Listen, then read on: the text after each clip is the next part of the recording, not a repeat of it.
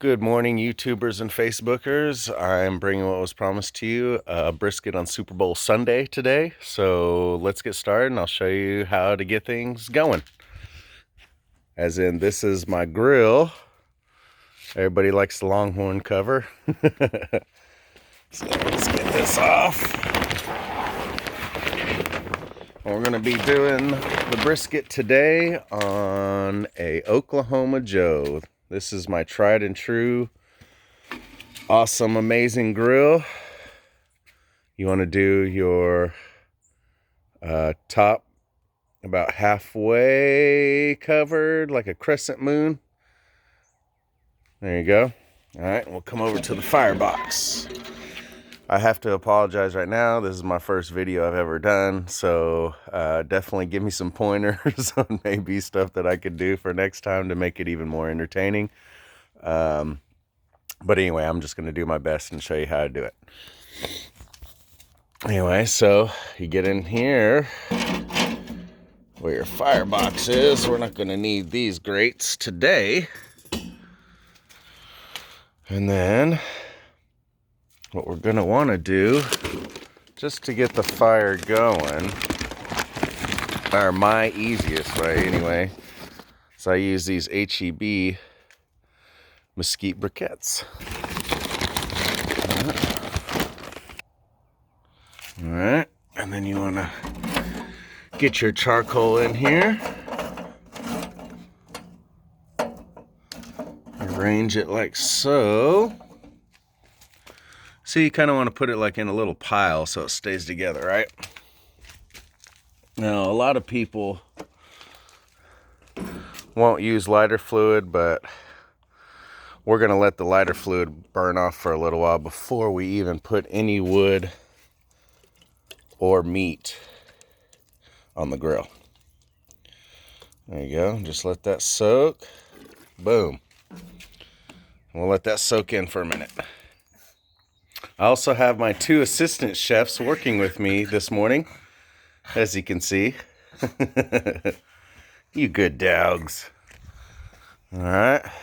So we let it soak in for a couple minutes. Now we're going to light the fire here and let it burn. There we go.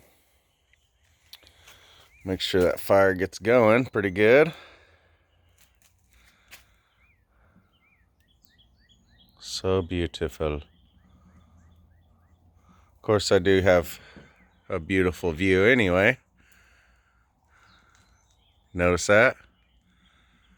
No neighbors. So nice. All right. Now that we got that fire going in the Oklahoma Joe, what we're going to do is let that burn for the next 5-10 minutes while we go prep our meat.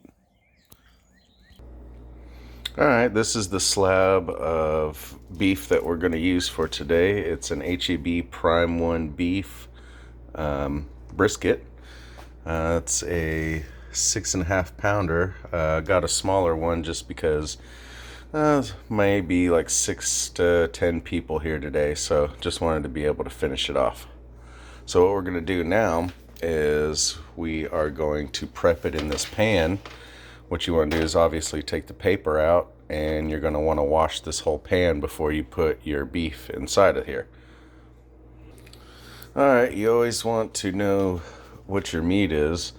So we have the flat back here, which you can tell it's a pretty good cut. You only want your fat to be maybe 1/8 to no more than 1/4 of an inch thick on the top. Right now we have the brisket upside down. This side is going to be your point, which is going to be your fattiest point of meat. So that point and the flat. This is going to be your more lean meat once you get it cooked and cut. What I'm going to do now is put it on a rub, and what I use is Worcestershire sauce, ground cumin, salt, and pepper, and that's all you need. Just be able to rub this whole thing on this side and the other side vigorously with as much stuff as you can, just so it can create a nice crust. But You can also use whatever you want. I've heard of people using spicy mustard to rub on, and then they put salt and pepper.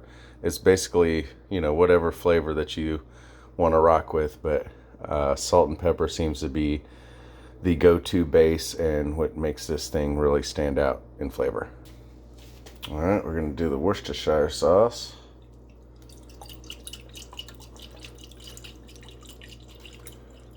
Oh yeah, just get it all over. Boom. I'm going to cover it everywhere. That way the spices and whatnot stick to it very well.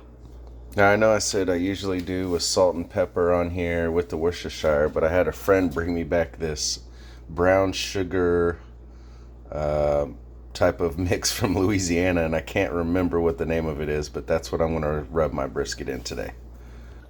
And see what I did here? I just covered the whole thing. Now we're going to flip it over and we're going to do the other side exactly the same way. Alright, see, got both sides rubbed. Now we're on the top where the fat layer goes across the point all the way to the flat. Now let's go check on our fire. This is my little toodle bugs. Millie, sweet little girl. And that's Diesel. He's a good boy. He's a good boy. Alright. Well, good. The fire's going. Those charcoals starting to warm up really good. So what we're going to do is place a couple pieces of wood on there just to kind of get the wood going. So what I have for good grilling wood is I have hickory smoking chunks and I also have mesquite smoking chunks. So normally I use the oak wood, but today, since it's Super Bowl, we're going to do something a little special. I'm going to use these smoking chunks just to kind of get rid of these bags anyway. And you can do it with any kind of wood, not any kind of wood, but you want to keep your brisket either oak, hickory, mesquite, pecan, apple wood, cherry wood. Fruit woods are really good to use.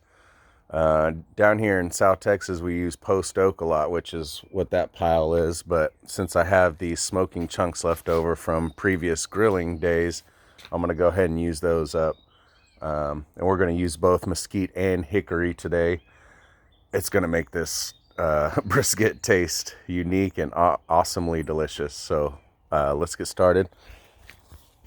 I'll throw on a couple smoking chunks of mesquite because we'll start with mesquite and then we'll move our way over to hickory to finish it off today. And then when we get to where I'm going to need to kick the heat up a little later after we're done smoking and we wrap the brisket, I'm going to start using the oak chunks. So just place a couple of these dry pieces in here like so. And then just leave this lid off of the firebox right now so there can get a lot of air. Let's see how my vent is all the way open like that. And then we'll vent it like this. And then with these hot charcoal briquettes, they'll catch this wood on fire here pretty quick. And that's what we're going to wait for. We're going to wait until these pieces of wood catch fire. And then we'll close the lid. And then we're going to start seeing our temp rise, which we want it to about 250 once we get there. So we'll give it a few minutes and wait until that catches fire. Also at the same time, the brisket itself is resting on the stove out in the open. You want it room temperature before you even throw it on the grill anyway. And besides, it's letting all the juices and your spices and everything set into that meat and the fat and everything anyway. So I'll come back as soon as this catches fire. Now that it's starting to catch fire a little bit, that is a good thing. Also, I wanted to note that this isn't competition style grilling. This is my own home personal way of doing things. It's still going to come out great. And actually for the next brisket, which I'll do here in about a week or two, I'll show you how to competition style do it. This is just a good home recipe way of doing it. Everybody seems to love it when they come over for my barbecues. So don't get too caught up on like, is this competition or not? Because it's not. This is home style, badass barbecue way of doing it. Like I said, though, here in a couple weeks, I'll show you the competition way of doing it. So don't get too beat up about that anyway. So anyway, this is starting to catch fire. And we'll let it catch for a few more minutes and we'll come back to it.